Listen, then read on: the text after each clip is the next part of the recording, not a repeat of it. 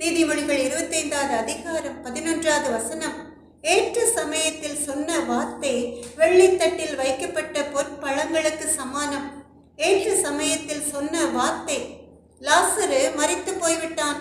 அவனை அடக்கம் பண்ணி 4 நாட்கள் ஆகிவிட்டது. அவன் சகோதரிகள் மாத்தாளும் மரியாளும் கலங்கி போய் நிற்கிறார்கள். ஏசப்பா அங்கே வருகிறார். கல்லறையின் கல்லை எடுத்து போடுங்கள் என்று இயேசு சொல்கிறார்.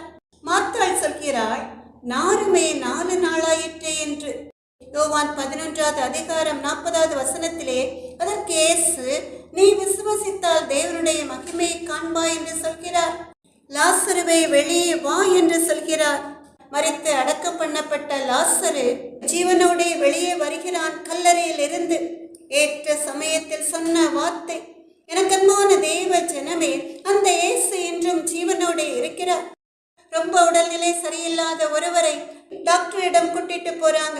டாக்டர் எல்லா டெஸ்டும் எடுக்க சொல்லி பார்த்துவிட்டு, ட்ரீட்மெண்ட் எடுத்தாலும் பிழைக்கிறது கஷ்டம், வீட்டிற்கு போய்விடுங்கள் என்று அந்த பேஷண்டிடமே சொல்கிறார்.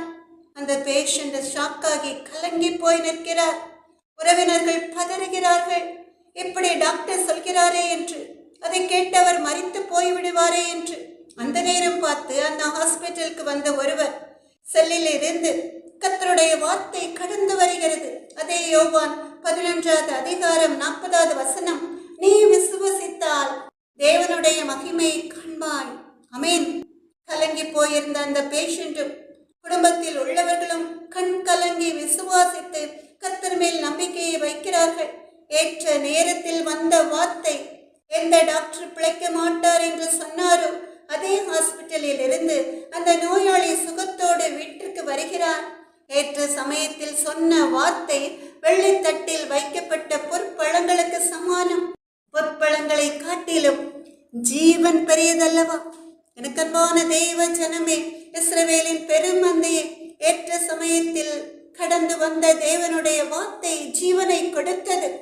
யோவான் 11வது அதிகாரம் 25வது வசனத்தின்படி, இயேசுவை விசுவாசிக்கிறவன் மரித்தாலும் பிழைப்பான். ஆமென். அல்லேலூயா.